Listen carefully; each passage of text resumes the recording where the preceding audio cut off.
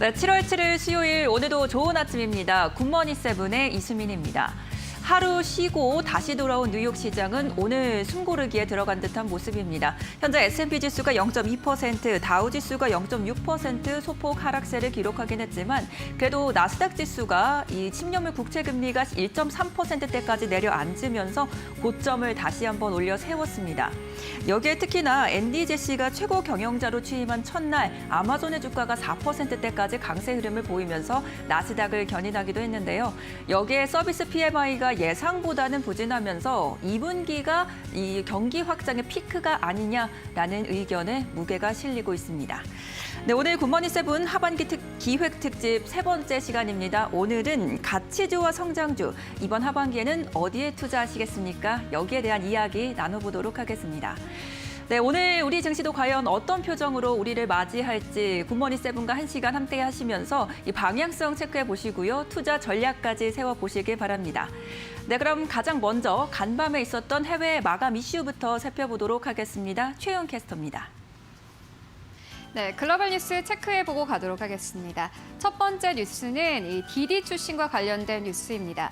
미국과 중국 간의 갈등이 뉴욕 증시에 상장된 중국 기업으로까지 영향을 미치는 모양새입니다. 이 디디 주식은 간밤 시장에서 19% 넘게 급락하면서 거래 마감했습니다. 중국 당국으로부터 다시 한번 독점 조사를 받을 것이다라는 언급들이 나왔기 때문입니다. 최근 디디 주식은 중국 정부로부터 이 앱 제거 명령을 받은 바 있는데요. 이와 함께 간밤 시장에서 이 하락세를 나타냈습니다. 더불어서 중국 기업들, 뉴욕 증시에 상장된 다른 중국의 빅테크 기업들까지 하락세를 나타냈는데요. 텐센트 뮤직도 마찬가지로 6% 넘게 급락을 하면서 52주 신저가를 기록했습니다. 네, 이어서 두 번째 뉴스로 옮겨가 보도록 하겠습니다. 애플 관련 뉴스인데요. JP 모건 측이 애플의 목표 주가를 상향 조정하고 나섰습니다.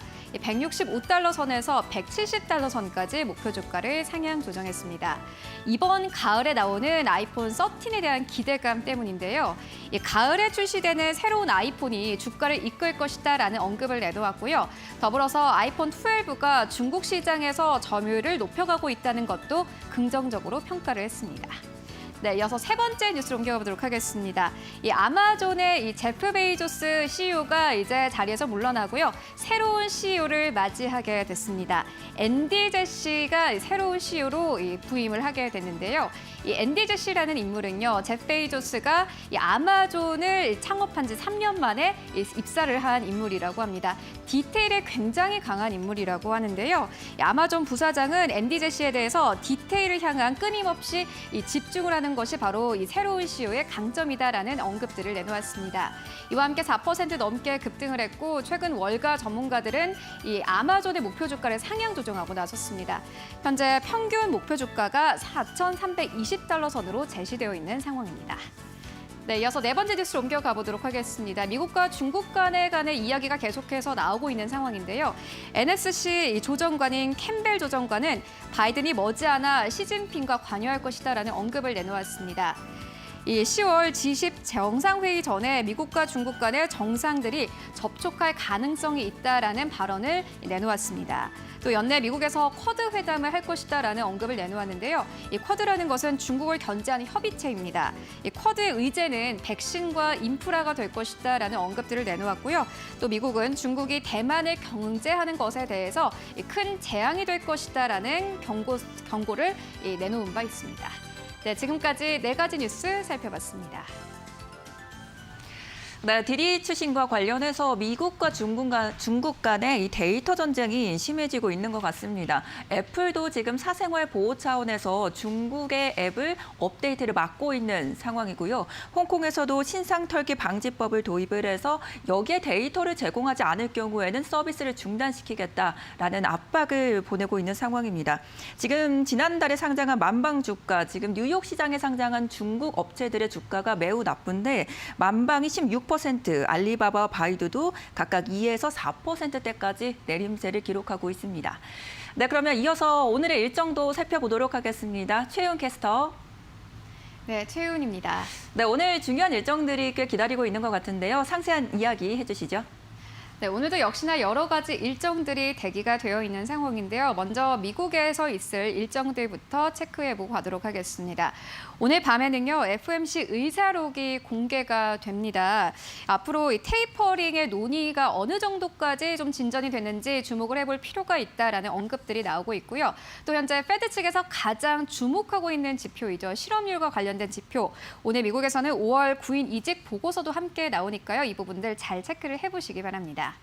네, 이어서 다음으로 옮겨가 보도록 하겠습니다. 오늘도 한국에서 여러 가지 일정들이 좀 준비가 되어 있는 상황인데 이 반도체 특별위원회가 오늘 중간 브리핑을 열고 지원 대상을 발표를 한다고 합니다. 현재 언론에서 주목을 하고 있는 것은 디스플레이 쪽이 이 지원 대상에 포함되느냐 안 되느냐에 대해서 가장 주목을 하고 있는데요. 역시나 마찬가지로 오늘 나오는 뉴스들 잘 체크를 해보시기 바랍니다.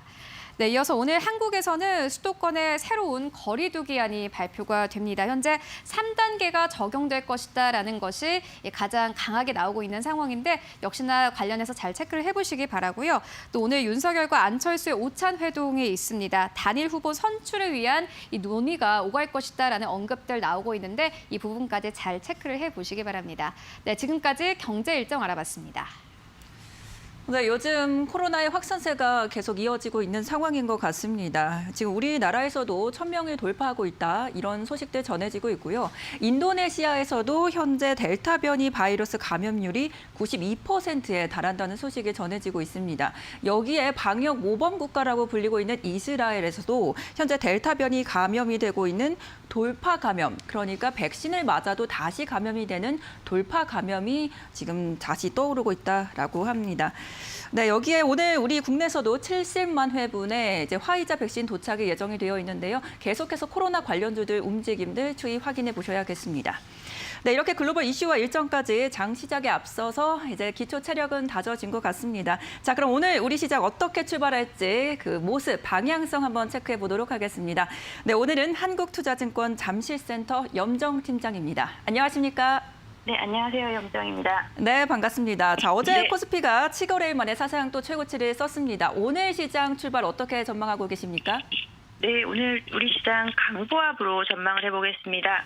네, 오늘 강보합 정도로 출발이 예상된다라고 말씀해 주셨는데요. 그렇게 전망하시는 이유가 있으실까요? 네, 말씀하신 대로 어제 전일자 코스피는 외국인 기관의 매수세에 힘입어서 역대 최고치로 마감을 했죠. 이제 여기에 이제 코스피 지수, 이제 코스피 200의 변동성 지수를 한번 보겠습니다. 변동성 지수라고 하면은 국내 증시의 변동성을 가늠할 수 있는 지수고 일명 공포 지수라고 불리는데 2년 만에 최저 수준으로 이제 떨어졌습니다. 시장의 하루 변동폭이 1% 미만으로 이제 줄어들었다라는 부분에서 앞으로 하반기 시장 증시에 대한 기대치가 좀 더 커진다라고 볼 수 있는데요. 일단은 공포 지수가 이 변동성 지수가 이제 크게 감소를 하면서 지수에 대한 방향성은 일단은 지금 하락보다는 이제 상승으로 예상을 하고 있지만 최근 들어서 이제 코스피 지수는 최고치라든지 이런 부분에서 단순 차익 실현이 좀 나올 수 있을 가능성이 좀 있다라고 보고 있고요. 또 기대해볼 만한 부분은 이제 주요 기업들의 2분기 실적입니다. 실적 어닝 시즌이 다가오면서 이 부분에 대해서 실적 기대감, 주요 기업들의 성장에 대해 좀 성장 모멘텀에 포커스를 맞추시면 좋을 거라고 생각을 합니다. 네, 시장은 안정화가 되고 있지만 그래도 아직 고점에 대한 부담감이 있을 것으로 보여집니다. 이런 장세 속에서 오늘 우리 어떤 전략을 세워보면 좋을까요? 일단은 시장에서 코스피 지수에 대한 부분은 일단 시가총액 1위 기업 삼성전자가 이제 오늘 잠정 실적에 대한 발표를 할 예정입니다. 시총의 약 23%를 차지하기 때문에 삼성전자는 2%만 움직여도 지수에는 크게 영향을 줄 수가 있는데요.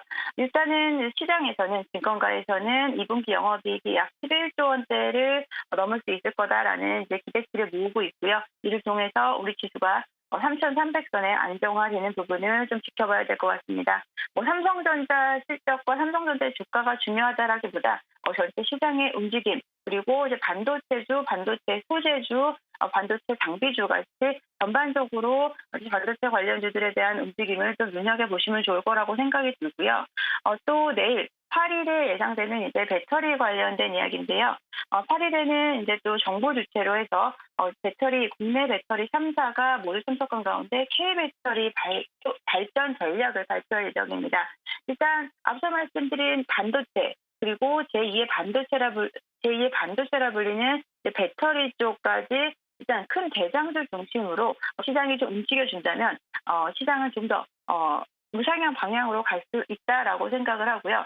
배터리 3사 중에서도 최근에 이제 실적 면에서 실적과 앞으로 성장 모멘텀에서 좋은 삼성 SDI라든지 그리고 LG화학이 최근 주가가 좀 많이 눌렸던 부분이 있었기 때문에 두 종목 좀 지켜보시면 좋을 것 같고요.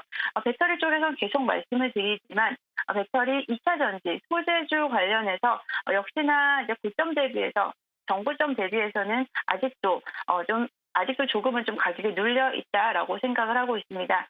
배터리 3사 그리고 배터리 소재주 관심을 계속 가지시면 좋을 거라고 생각을 하고 이제 K배터리 발전 전략에서 R&D 세제 관련된 혜택이라든지 그리고 인력난에 대한 수급이라든지 이런 부분에서 적극적으로 이야기가 나온다면 배터리 관련된 종목들 앞으로 괜찮다라고 생각이 듭니다.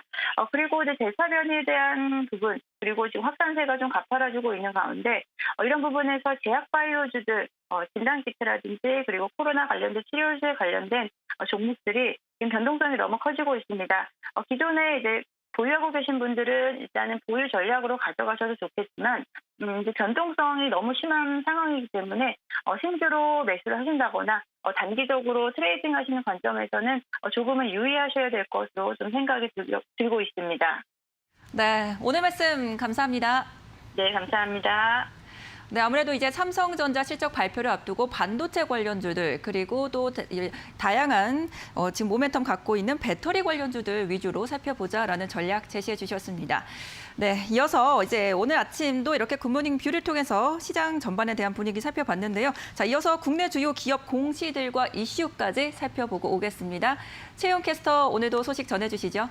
네, 오늘도 4가지 종목을 살펴보고 가도록 하겠습니다. 오늘은 기대감 나오는 종목들, 실적 나오는 종목들 위주로 살펴볼 텐데요. 첫 번째 종목은 CJN입니다. 오늘 코로나19 감염자가 1,000명대를 기록할 것이다라는 언급들이 계속해서 나오고 있습니다. 오늘 다시 한번 진단키트 관련 종목들이 널뛸 것으로 보이는데요. CJ는 일주일 전쯤에 델타와 델타 플러스 등 6개의 변이 바이러스를 찾아내는 진단시약을 출시했다라는 뉴스가 나온 바 있습니다. 이와 함께 주가가 좀 이 힘을 받은 바 있는데요. 또 최근 이동형 PCR 검사실을 개발하면서 아부다비뿐만이 아니라 미국 진출에 대한 기대감도 현재 계속해서 나오고 있는 상황입니다. 오늘 주가 흐름 잘 체크를 해보시기 바랍니다.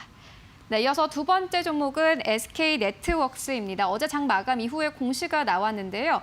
40여 년 만에 철강 트레이딩 사업을 접는다라는 뉴스가 나왔습니다. 신성장 사업을 구축할 계획이다라는 언급들을 함께 내놓았는데요. 최근 SK네트웍스는 증권사에서 빠르게 목표 주가를 상향 조정하고 있는 종목이기도 합니다.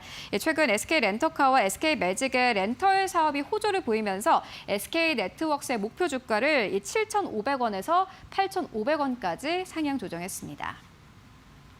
네, 이어서 다음 종목은 삼성전자입니다. 오늘 실적을 발표하게 되는데요. 8시 반에서 9시 사이에 다트를 통해서 공시할 계획이라고 합니다. 약 1시간 반 정도를 좀 남겨두고 있는 상황인데 어제 오랜만에요. 외국인과 기관이 동시에 삼성전자를 대량 순매수했습니다.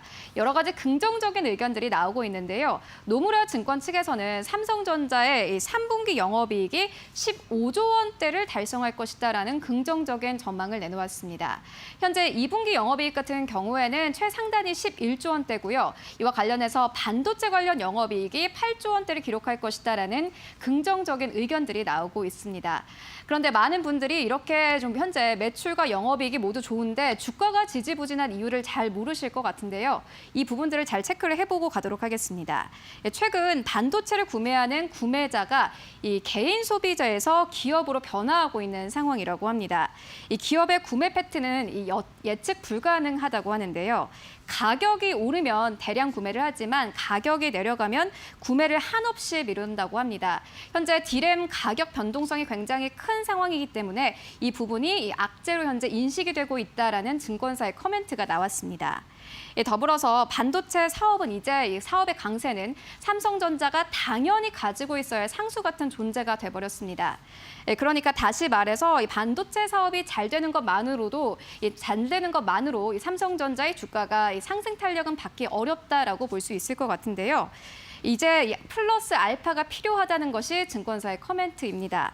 이 파운드리 쪽에서 성과가 나야 한다라는 언급들이 나오고 있는데 이 관련해서 막대한 설비 시설 투자와 관련된 뉴스가 나와야 한다라는 언급들이 나오고 있습니다. 오늘 실적이 발표가 되면서 이와 관련된 투자 부분에 대해서 어떤 뉴스들이 나오는지를 잘 체크를 해 보셔야겠습니다. 네, 이어서 LG전자 살펴보고 가도록 하겠습니다. 마찬가지로 LG전자도 오늘 실적을 발표하게 되는데요. LG 마그나가 출범하면서 이 LG전자에 대한 기대감이 현재 계속해서 올라가고 있는 상황입니다. 일단 2분기 가전 쪽에서 깜짝 실적을 낼 것이다라는 기대감이 나오고 있습니다. 2분기 전체 컨센서스 매출 같은 경우에는 전년 동기 대비해서 33% 넘게 증가할 것으로 보여지고요. 영업이익 같은 경우에는 126% 증가할 것이다라는 언급들이 나오고 있습니다. 또 2분기 고가 OLED TV 출하량도 전년 동기 대비해서 198% 급증할 전망이라고 하는데요. 이와 관련한 현재 기대감도 계속해서 나오고 있는 상황입니다. 네, 지금까지 4가지 종목 살펴봤습니다. 네, 이렇게 오늘 아침에 굿모닝 뷰를 쭉 살펴보니까 가장 많이 나오는 단어가 삼성전자와 코로나인 것 같습니다. 오늘 시장 이 두 키워드 잘 지켜보시면 좋을 것 같습니다. 자, 이제 세부적으로 어떤 종목들 공략해 봐야 될지 함께 고민해 보시죠. 오늘은 백인범의 주력 종목 유안타증권 분당지점 백인범 과장과 연결돼 있습니다. 안녕하십니까? 네, 안녕하십니까? 네, 반갑습니다. 자, 오늘 주력 종목 바로 공개 부탁드립니다. 네, 일단 이번 주 주력 종목 대한항공, LG전자, 파워로직스, CS윈드 등에 좀 관심을 가져보시면 좋을 것 같고요. 대한항공 좀 먼저 말씀을 드리자면 최근 여행 관련주 주가 이 델타 변이 확산과 이 코로나 재확산 등의 우려감 등이 맞물리면서 주가가 조금 쉬어가는 모습 좀 맞이하고 있는 상황입니다.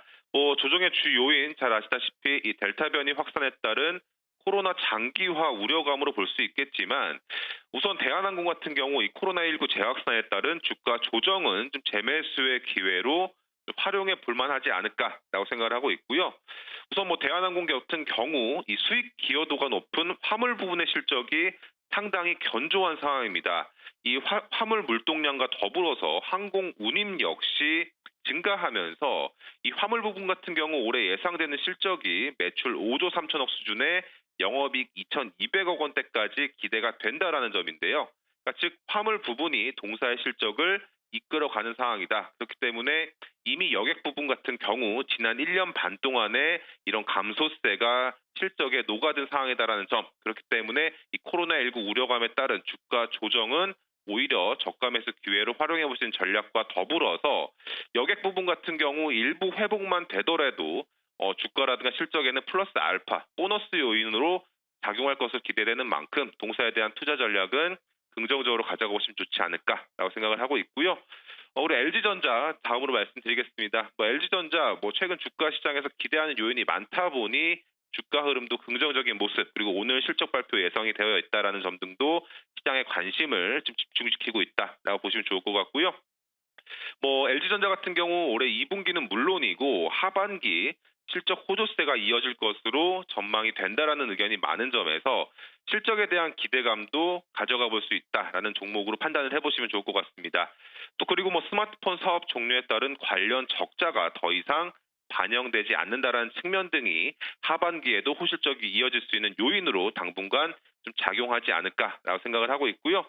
기존 실적 등과 더불어서 이 전장 사업을 주도할 이 LG 마그나 이파워 트레인이 출범을 하게 됩니다. 그렇기 때문에 이런 전장 부분에 이런 하반기 모멘텀 역시 기대해 볼만하다라고 보시면 좋을 것 같고요.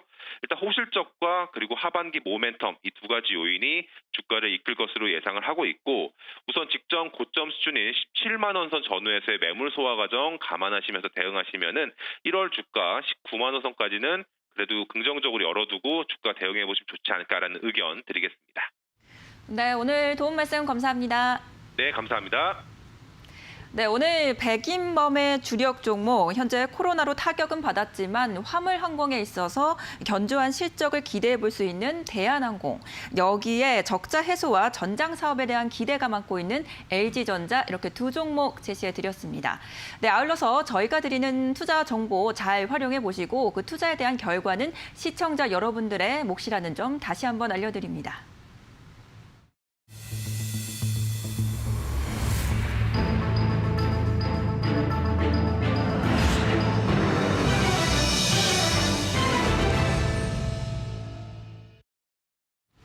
네, 이번 주는 말씀드린 대로 이제 하반기 기회 특집으로 인해 시초가의 이 종목부터 만나보도록 하겠습니다. 네, 오늘은 유진투자증권 서울 WM센터 김영재 영업이사님과 함께합니다. 안녕하십니까? 네, 안녕하십니까? 네, 반갑습니다. 네, 먼저 지난주 이제 종목들 체크부터 하고 오겠습니다. 네, 지난 6월 16일에 진입을 했던 종목입니다. 롯데칠성 현재 최고가 기준으로 1.59%의 지금 상승률 보여주고 있습니다. 네, 뒤를 이어서 현재 우리금융지주도 살펴보시면요. 현재 최고가 기준으로 5%대의 상승률 보여주고 있는 상황입니다. 네, 이어서 지난주에 LG전자 진입을 했는데요. LG전자 현재 살펴보시면 지금 최고가 기준으로는 5.85% 지금 상승률 보여주고 있습니다. 네, 뭐 요즘 LG전자 마침 또 오늘 실적 발표도 예정이 되어 있는데요. 뭐 요즘에 뭐 계속 좋은 이야기들이 많이 나오고 있습니다. 수정 전략 혹시 있으실까요?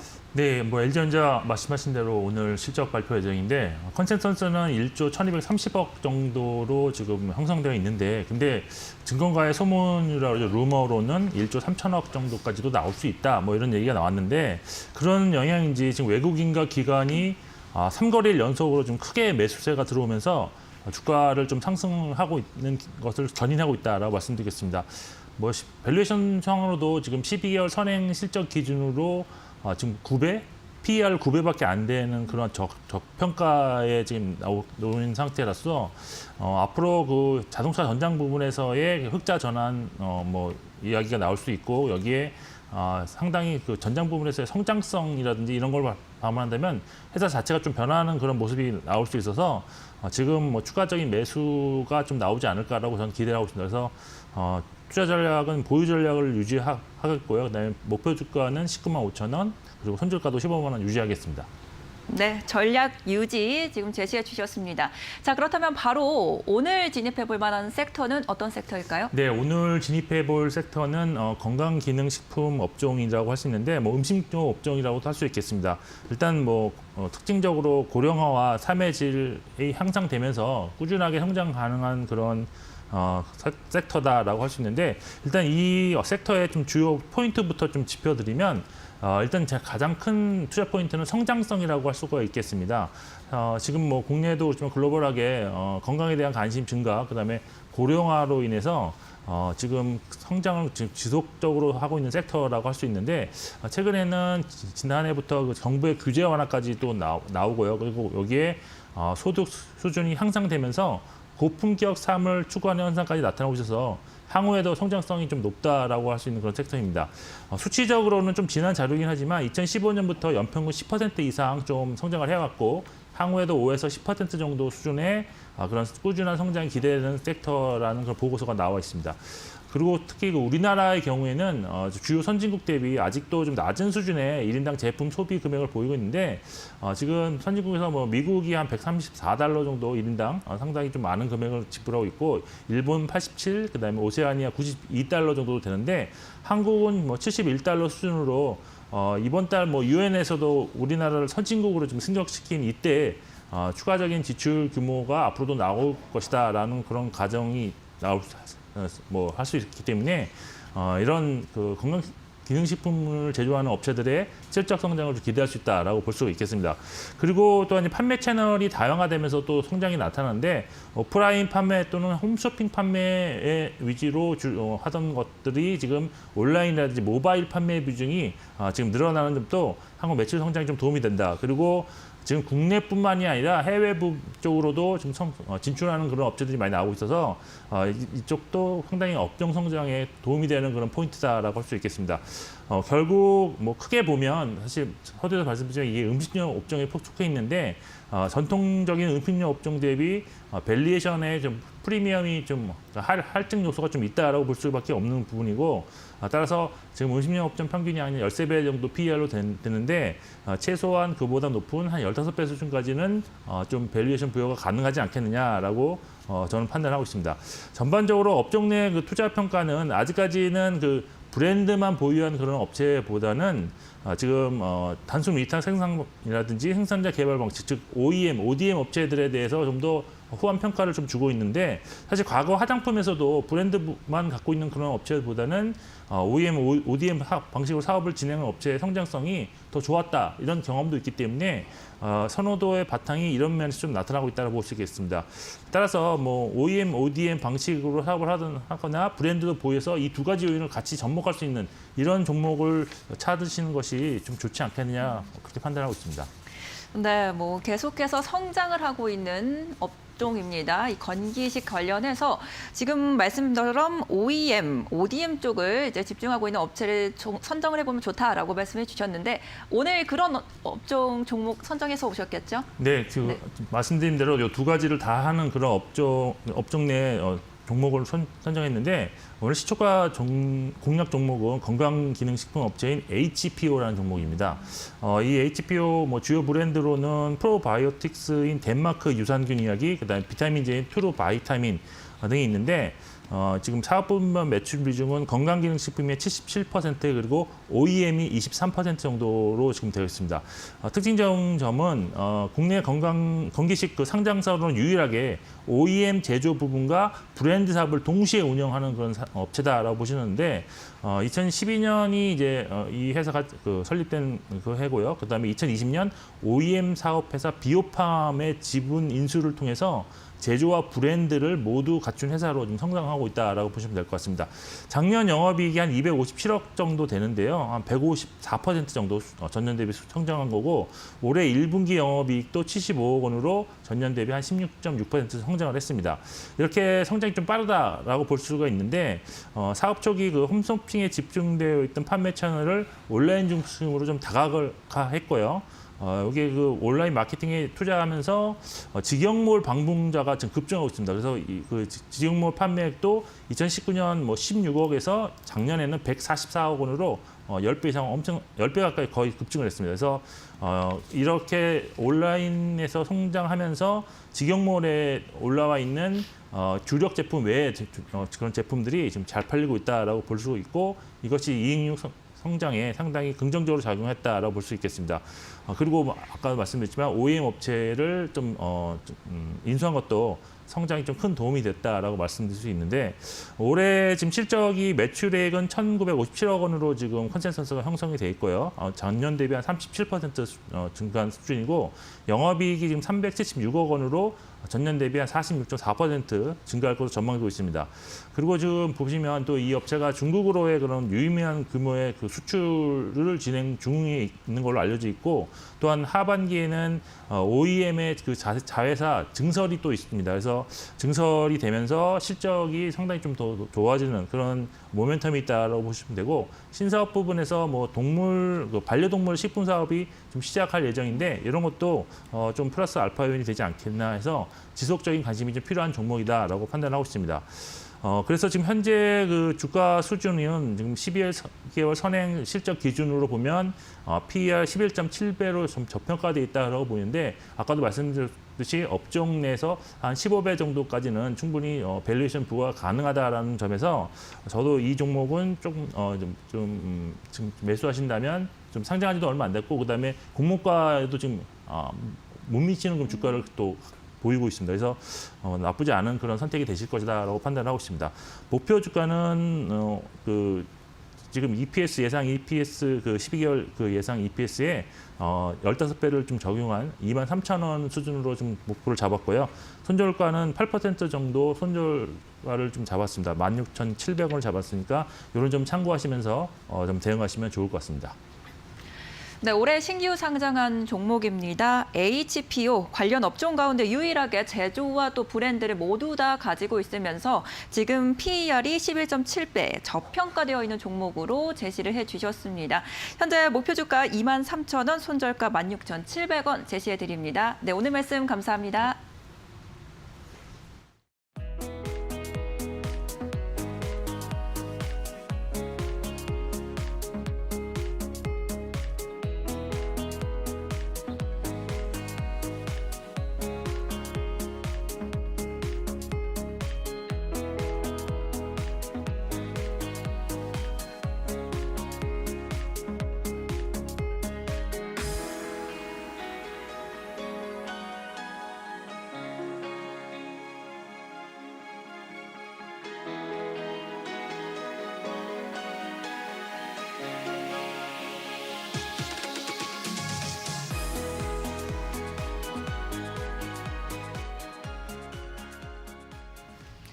네, 굿모닝 세븐 하반기 기획 특집 오늘은 그 세 번째 시간입니다.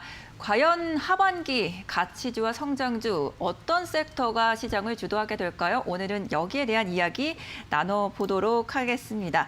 네, 오늘 도움 말씀 주실 분 바로 옆에 모셨습니다. 네, 이경민 대신증권 지금 투자전략팀장님 함께하십니다. 안녕하십니까? 네, 안녕하십니까? 네. 네, 반갑습니다. 자, 오늘 저희가 뭐 성장주, 가치주에 대한 이야기를 하겠다라고 했는데 네. 그 전에 하반기 전망에 대해서 전반적으로 어떻게 보고 계시는지 그 관점이 궁금합니다. 네, 일단 대신증권에서 타겟으로 제시드린 목표치는 3,630입니다. 뭐 많은 분들이 너무 높은 거 아니냐라고 말씀들을 하시는데요. 저는 코로나19 상황들이 좀 더 진정이 되고 경제활동이 재개된다면 시장 상황은 더 좋아질 수 있다라고 생각을 하고 있습니다.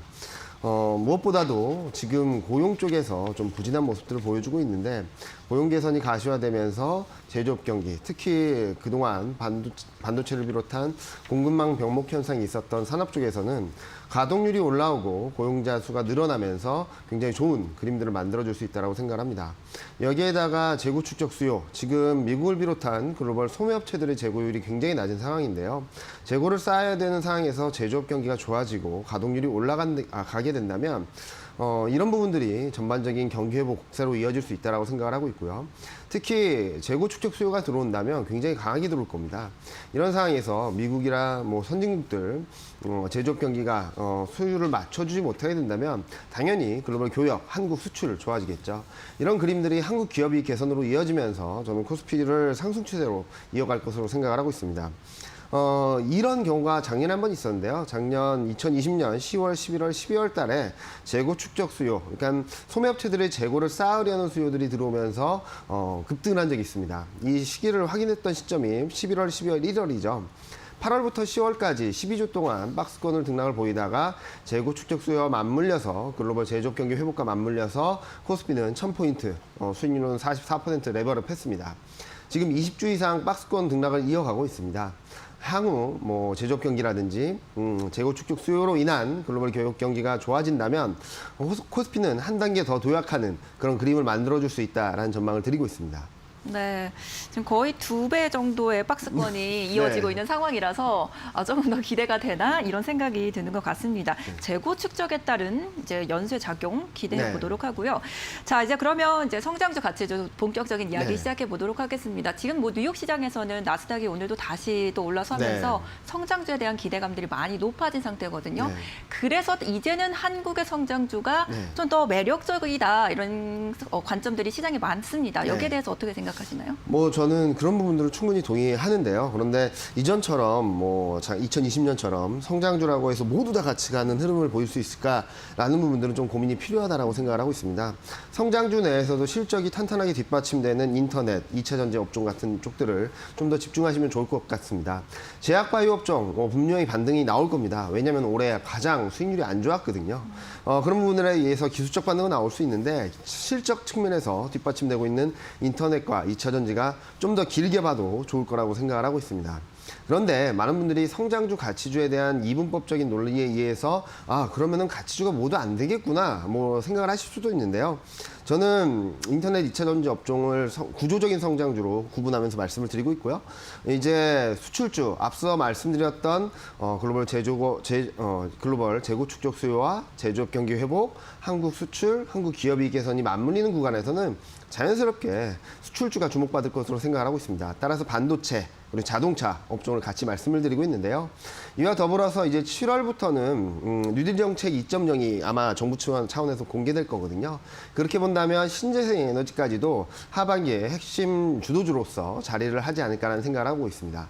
결론적으로 말씀을 드리면 일단은 실적이 뒷받침돼야 될 것 같습니다. 유동성이 2020년만큼 무한정으로 풀리는 상황이 아니다 보니까 점차 펀더멘탈에 집중하는, 그러니까 기업 실적이라든지 업황이라든지 이런 쪽에 좀 더 집중을 해야 된다고 말씀을 드리면서 수출주 내에서는 반도체, 자동차, 그리고 구조적인 성장주로 말씀드릴 수 있는 부분에서는 인터넷, 2차 전지, 신재생 에너지 계속적으로 강조드리고 있습니다. 그러니까 실적이 뒷받침되는 성장주를 네. 그러면 이제 반도체와 자동차, 거기에 인터넷과 2차 전지 업종이다. 네. 이렇게 보고 계십니다.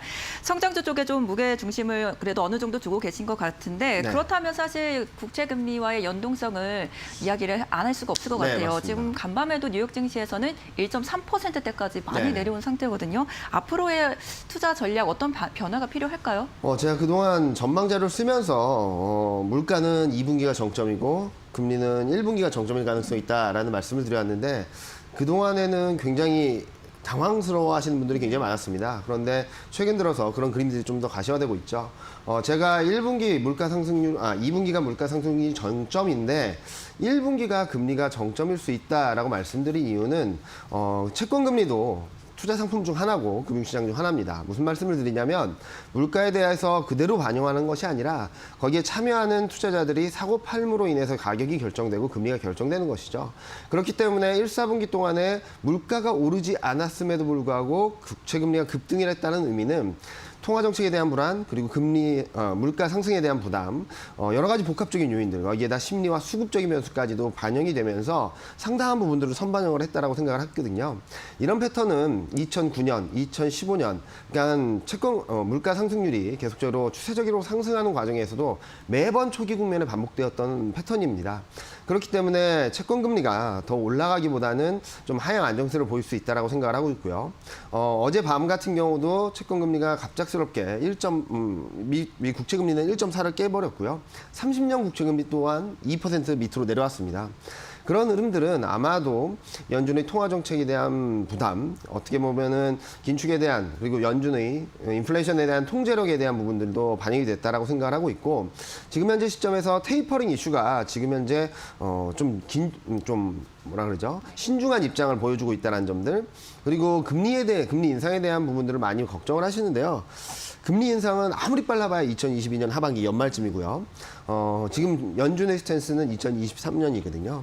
그렇게 본다면 2021년 하반기에 더 집중해야 될 것은 테이퍼링이 아닌가라는 생각을 하고 있습니다. 6월 FMC에서 연준 의장이 발언했던 것들을 본다면 여전히 테이퍼링에 대한 신중한 입장, 그리고 데이터베이스를 한다는 점, 완전 고용에 여전히 포커스가 맞춰져 있다는 점을 감안해서 본다면, 그리고 또 하나는 많은 분들이 오해하시는 것들이 있는데 테이퍼링은 긴축이 아닙니다. 유동성을 공급하는 규모를 점진적으로 줄여나가는 것이기 때문에 유동성 공급은 계속된다는 의미겠죠. 그렇게 본다면 올해 하반기까지는 경기 회복에 대한 그림, 그리고 유동성이 방향성이 크게 바뀌지 않는다는 점들에 있어서 물가나 금리에 대한 부담들을 먼저 선반영한 이런 흐름들은 하반기로 갈수록 좀 더 안정이 되고 채권 금리도 지금보다 좀 더 낮은 수준에서 하향 안정세를 이어가지 않을까라는 생각을 하고 있습니다. 이렇게 된다면 1, 4분기 상반기에 할인율이라는 부담, 그러니까 물가와 금리에 대한 부담으로 억눌려 있었던 그런 성장주들이 좀 반등 시도가 충분히 나올 수 있다고 생각을 하고 있고요. 여기에 실적이 뒷받침되는 인터넷, 2차 전지, 신재생 에너지 같은 업종들은 좀 더 추세적인 상승을 하고 탄력을 높여갈 수 있다고 생각을 하고 있습니다. 지금 이제 일어날 정책들이 방향성이 틀려지는 게 아니기 네, 때문에 맞습니다. 어차피 선방향되어 있고 네. 그 추세는 하반기에 쭉 이어갈 것이다. 이렇게 정리를 해주신 것 같습니다. 자, 이렇게 우리가 계속 성장주에 대한 이야기를 하지만 그래도 또 한편으로는 가치주에 네. 중심을 두시는 분들도 계시거든요. 가치주의 흐름은 어떻게 보고 계신가요? 뭐 일단은 가치주가 뭐 코스피는 상승하는데 혼자 빠진다라는 말씀을 드리는 건 아닙니다. 무슨 말씀을 드리냐면 경기 회복에 대한 기대감들이 있기 때문에 그리고 우리 이오프닝에 대한 기대감이 있기 때문에 우상향하는 그림을 만들어줄 수 있다라고 생각을 하는데요. 이제 투자자들 입장에서 선택을 해야 되는 것은 상대적인 관점이겠죠. 시장보다 더 좋아질 것이 무엇인가라는 것들을 고민해서 본다면 저는 하반기에는 가치주는 시장보다 더 강하게 움직이긴 어렵다라는 차원에서 말씀을 드리는 겁니다. 2017년 물가가 꾸준히 상승하는 구간에서도 물가 등락에 따라서 시클리컬과 금융주는 굉장히 예민한 반응을 보였습니다. 현재 물가 전망을 본다면 2분기를 정점으로 올해 하반기, 내년 상반기까지는 물가 레벨이 계속적으로 떨어지는 상황이 될 겁니다.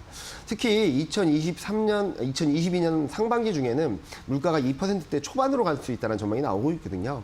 이런 부분들을 감안해서 본다면 시클리컬보다는 앞서 말씀드렸던 성장주 내에서의 실적 뒷받침되는 종목들, 그리고 뭐 경기 민감주라고는 하지만 이 안에서도 최근 변화가 나타나고 있는 반도체라든지 자동차, 그리고 수출 모멘텀을 강하게 받을 수 있는 종목들을 좀 더 집중해서 말씀드리고 있습니다. 수혜업종, 뭐 좋은 업종 이런 여러 가지 얘기들을 많이 하시는데요. 일단은 물가에 대한 기대감들이 약해지면 시클리컬과 금융주들이 추가적인 상승 탄력은 좀 제한적일 거로 생각을 하고 있고요. 이미 이러한 변화들은 시장에서 나타나고 있습니다. 뭐 조선, 철강, 은행, 운송업종들은 5월, 6월을 지나면서 상대적 강도 측면에서는 정점을 통과하고 하락하고 있고요. 반대로 그동안 좀 지지부진했던 인터넷, 2차 전지, 자동차, 반도체 같은 업종들은 바닥권에서 바닥을 잡아나가면서 턴어라운드하는 모습들을 보여주고 있습니다. 이런 부분들을 봤을 때 지금 선택해야 될 것이 무엇인가? 저는 기존 주도주라고 할 수 있고 앞서 서두에서 몇 번 말씀드렸던 구조적인 성장주와 수출주를 좀 더 담아가시는 전략이 하반기 시장에 적극적으로 대응하는 전략이 될 수 있다고 생각을 하고 있고요. 또 하나는 시크리컬보다 뭐 기존 주도주들이 움직여야지 시장의 레벨이 편하게 움직일 수 있다는 생각을 하고 있습니다. 네, 뭐 포트폴리오에서 완전히 배제하라는 게 아니라 네. 조금 더 중심을 이제 성장주 쪽으로 옮겨가는 게 좋겠다라고 해주셨습니다. 네. 근데 사실은 요즘에는 뭐 성장주, 가치주 이게 나누는 게 의미가 있냐 맞습니다. 이런 말들도 많이 나오고 있거든요. 여기에 대해서는 또 어떻게 생각하시나요? 저도 여러 방송이나 이런 데서 많이 말씀을 드리는데요. 이분법적으로 가치주, 성장주로 구분하기는 굉장히 어렵습니다. 가치주 안에서 가장 높은 비중을 차지하는 게 자동차거든요. 네. 근데 많은 분들한테 자동차를 어떤 쪽으로 생각을 하시냐라고 여쭤보면은 사람들마다 다 판단 기준이 다릅니다. 제가 생각하기는 가치주였던 자동차가 지금 성장주로 변신을 하고 있다고 생각을 하고 있습니다.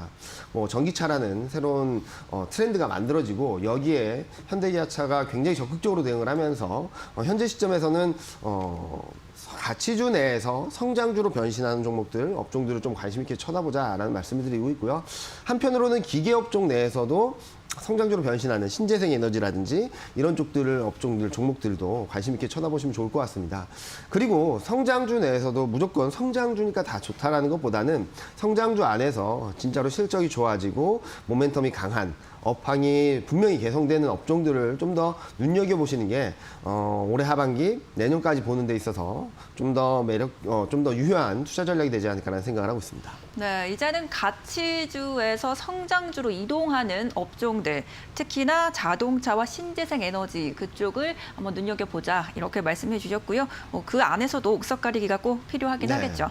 자, 그런데 이제 하반기에 또 빅 IPO들이 네, 많이 엄청 대기를 많죠. 하고 있습니다. 네. 이에 따른 시장 변동성이 분명히 있을 것 같은데 어떻게 예측을 하고 계신가요? 뭐 일단은 시장 흐름들이 그러니까 IPO가 많아진다라고 해서 갑자기 시장의 추세가 바뀌지는 않을 겁니다. 왜냐면은 IPO가 많아짐으로 인해서 뭐 기업 실적이 안 좋아진다거나 아니면 IPO가 많아짐으로 인해서 한국 수출이 망가지거나 그러진 않을 거니까요. 수급 교란 요인으로서 충분히 좀 영향력은 좀 감안해야 될 것으로 생각을 하고 있습니다. 그 규모 자체도 워낙 크고 그 규모가 어느 정도까지 영향력을 미칠지는 좀 더 지켜봐야 되겠지만 일단 큰 트렌드에 있어서 빅 IPO들이 여러 개가 예정돼 있다는 점들은 유동성이 시장으로 굉장히 많이 집중될 수 있다는 얘기를 말씀을 드릴 수 있겠고요. 이제 더 중요한 것은 국내 유동성이 주식시장으로 일단 들어왔는데 이게 바로 빠져나간다면 뭐 수급 교란 요인으로서 충격을 주고 등락을 반복하고 그 다음에 큰 영향이 없이 움직일 텐데 여기 들어왔던 자금들이 다시금 주식시장으로 이동을 하게 된다면 저는 단기 교란 요인 이후 좀 더 긍정적인 그림들로 생각을 해볼 수 있지 않을까라는 생각을 하고 있습니다. 전반적으로 지금 현재 시점에서 한국 시장이 어떻게 보면은 코스피가 3,300을 넘어섰지만 그렇게 뜨거운 장은 아니거든요. 이런 부분들은 유동성 측면에서 좀 한계가 있기 때문에 좀 미적미적 움직이는 것이 아닌가라는 생각을 하는데요. 이런 부분, IPO를 계기로 국내 유동성이 다시 한번 주식시장으로 들어오는 계기가 된다면 하반기에는 좀 뜨거운 시장이 되지 않을까라는 생각을 하고 있습니다. 오히려 IPO가 이 시장의 유동성을 불러일으킬 네. 것이다라는 말씀이십니다. 자, 그렇다면 이제 우리가 하반기에 또 많은 업종들 이미 말씀해 주셨는데 그래도 가장 눈여겨볼 만한 업종이나 뭐 종목, 탑픽들이 있다면 어떤 것들이 있을까요? 네, 일단은 계속 말씀드렸던 부분이긴 하죠. 구조적인 성장주라고 할 수 있는 인터넷 2차전지, 신재생에너지, 그리고 수출주로 대표되는 반도체와 자동차 계속적으로 말씀을 드리고 있는데요. 이 중에서도 제가 주목해서 말씀드리고 싶은 부분은 이 업종 내에서 대표 종목들을 가져가자라는 말씀을 드리고 싶습니다. 올해 굉장히 중소형주 코스닥 시장이 뜨거웠는데 하반기에는 실적이나 펀더멘탈에 대한 포커스가 맞춰지게 된다면 당연히 뭐 대형주 쪽으로 그리고 업종 대표주 쪽으로 움직일 수 있다라고 생각을 하고 있고요. 우선순위를 말씀드리면은 저는 3월, 4월 달 뭐 매수 의견을 드리면서 1순위로는 인터넷, 2순위로는 2차 전지, 신재생에너지, 3순위로는 자동차, 마지막으로 반도체 업종을 말씀드렸는데요.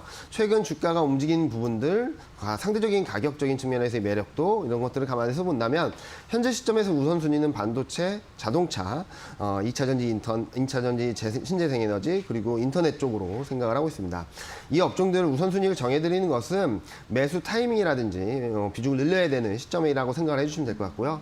앞서 말씀드린 5개 업종 다 좋은 종목들입니다. 그리고 하반기 쪽에는 뭐 시클리컬 많이 말씀을 해주셨는데요. 그보다는 코로나19 피해주 그리고 내수주 쪽으로 좀 트레이딩 바이 관점에서 접근을 하시면 좋을 거라고 생각을 하고 있습니다. 뭐 최근 델타 변이 바이러스 때문에 좀 많이 불안해하는 모습들을 보여주고 있는데 결국에는 코로나19와 같이 흘러가는 경제 상황이 만들어질 것으로 생각을 하고 있습니다. 최근 영국에서도 7월 19일에는 전면적으로 봉쇄 조치를 해제하겠다라는 강행을 하겠다라는 얘기를 하고 있거든요. 어떻게 보면은 그동안에는 코로나19 때문에 우리 생활이라든지 경제활동이 위축되었다면 이제는 치료제 그리고 백신 이런 개발들이 있다 보니까 보통 감기보다 좀 심한 쪽으로 인식을 하자라는 그런 캠페인이 벌어지고 있고 그에 따라서 경제활동들은 계속적으로 활발해지게 될 것으로 생각을 하고 있습니다. 특히 하반기 중에 좀 효능이 높은 치료제가 나오게 된다면 이런 부분들에 대한 논란도 좀 수그러들 수 있다고 생각을 하고 있고요. 전반적으로 경기 회복에 대한 기대감, 특히 11월 11일 날에는 광군제, 그리고 12월에는 뭐 블랙 프라이데이, 그리고 연말 소비 시즌에 들어가게 된다면 아마도 작년보다는 굉장히 좋은 그림을 만들어줄 수 있다고 생각을 하고 있고 다만 여기서 뭐 제가 말씀드렸던 5개 업종들은 뭐 스트롱 바이 앤 홀드라고 말씀드릴 수 있겠고요. 코로나19 피해주, 내수주들은 좀 트레이딩 관점에서 접근을 하시면 좋겠다라고 말씀드리고 있습니다. 네, 이제 곧 삼성전자 실적이 네. 뭐 한 30분, 1시간 내에 얼마 안 발표가 될 것 남았죠. 같습니다. 계속해서 지금 반도체 이야기 말씀해 주셨는데 오늘을 기점으로 좀 변화가 있을 수 있을지 네. 그게 주가로 반영이 될지 아마 투자자분들이 가장 궁금해하실 것 같은데요. 네, 일단 삼성전자가 왜 이렇게 못 가냐, 그러니까 반도체 업종이 이렇게 못 가냐라고 많이 물어보시는데요. 실적에 대한 전망, 업황에 대한 전망들은 굉장히 좋아지고 있습니다. 그런데 실적에 대해서 조금은 의구심을 갖고 있었죠. 2분기 진짜 좋은 거냐? 2분기가 좋다고 한다면 하반기에는 이익 전망이 이만큼 높아져 있는데 이걸 만족시켜줄 수 있을까라는 부분들에 대해서 계속적으로 의문을 던지는 상황이었고 여기에 외국인과 기관이 매일 팔다시피 했었거든요. 다시 말씀드리면 심리와 수급에 의해서 반도체 주가가 굉장히 많이 눌려 있었다면 오늘 삼성전자 실적 가이던스 발표를 계기로 반전의 기회가 될까라는 부분들을 좀 주목하고 있습니다. 시장 컨센서스, 시장의 전망치는 한 11조 초반 정도로 예상이 되고 있고요.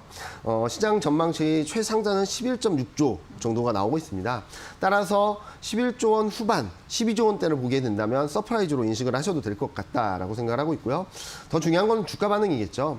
최근 삼성전자 반등 시도가 있었는데 이거를 먼저 선반영한 것으로 봐야 될지 아니면은 이번 실적 발표를 계기로 실적에 대한 신뢰도가 높아지면서 하반기 실적에 대한 불안감들을 제어하고 이로 인해서 그동안 억눌려 있던 부분들이 정상화되는 과정을 빠르게 전개해 나갈지 좀 주목되고 있는 상황인데 저는 좀 긍정적으로 바라보도 좋지 않을까라는 생각을 하고 있습니다. 네, 이렇게 삼성전자에 대한 주가 추이까지 오늘 실적을 중심으로 그래도 좀 긍정적으로 바라본다라는 시각 전해주셨습니다. 네, 오늘 말씀 감사합니다. 네, 감사합니다.